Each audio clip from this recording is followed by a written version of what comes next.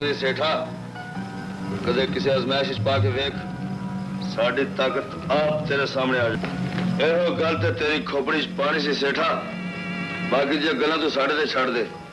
तेरी खातर सानू मौत नाल भी खाना पिया ते पिछा नहीं हटांगे। रब रखा। अस्सलाम वालेकुम जफर भाई ऑफिशियल देखने वालियां नू जनाब उन्हां दा मैं शुक्रिया और बहुत बहुत मेहरबानी अदा करदा कि जिहड़ा चलो देखदे आ और कमेंट्स वगैरह हले नहीं कर रहे, लेकिन कमेंट्स करया करो, लाइक शेयर भी करया करो।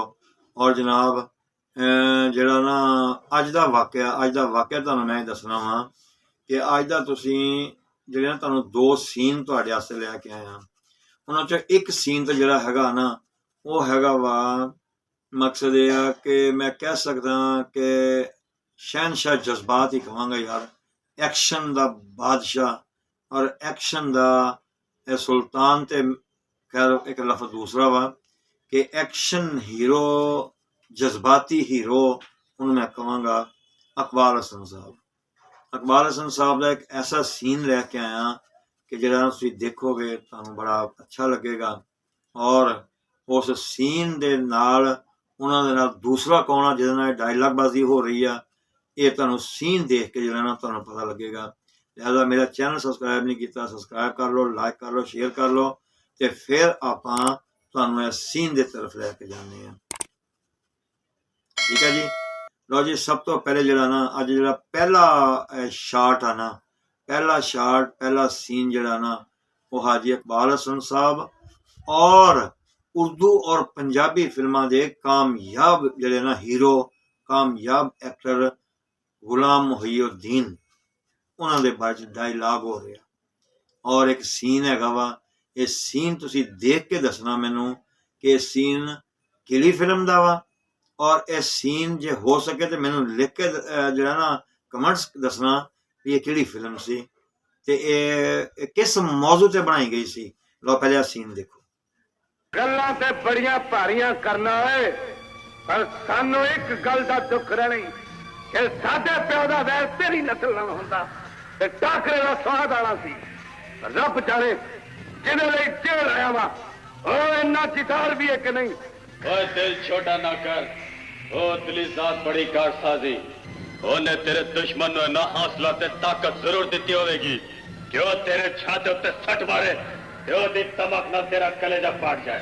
रंज नहीं आए, पहले चन्नल हाथ जोड़ी कर ते दुआ कर जिदा अंदर सिर लाण चलिया और तेरा कुछ लगता होवे। हाँ जी, दसना ये सीन तुहानूं कैसा लगा, और यकीनन इस बारे च भी सोचना क्योंकि इस फिल्म के बारे में मैंने लाजमी दसना कि ये गुलाम मोहिउद्दीन साहब और इकबाल हसन साहब की किहड़ी फिल्म है जिस बड़े दोनों बड़े जीदार ते बड़े डायलॉगबाजी हो रही है। और हर लिहाज नाल ये यकीन वाली गल आ कि शार्ट भी पावरफुल सी, एक्टर तो वैसे दोनों पावरफुल है। और एक तो बेचारा दुनिया तो चला गया वा, तकरीबन 38-40 साल हो गए। और एक हयात आ गुलाम मोहिउद्दीन, बहुत अच्छा एक्टर और वाहिद उर्दू एक्टर जिन्हें पंजाबी भी कामयाब करके दिखाया अपने आप। ठीक है जी।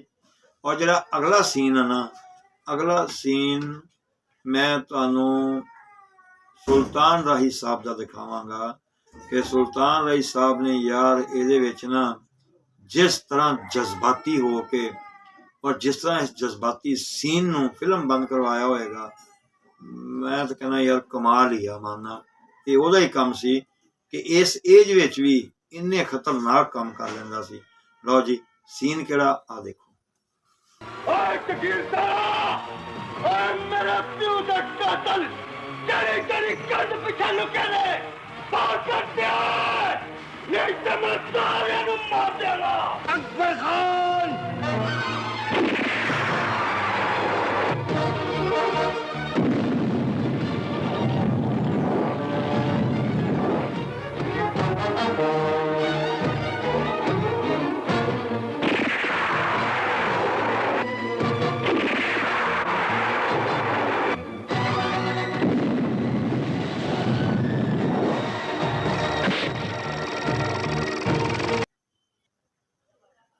लो जी, ਇਹ ਸੀਨ ਜਿਹੜਾ ਦੂਸਰਾ ਸੀ ਇਹ ਤੁਹਾਨੂੰ ਦਿਖਾ ਦਿੱਤਾ।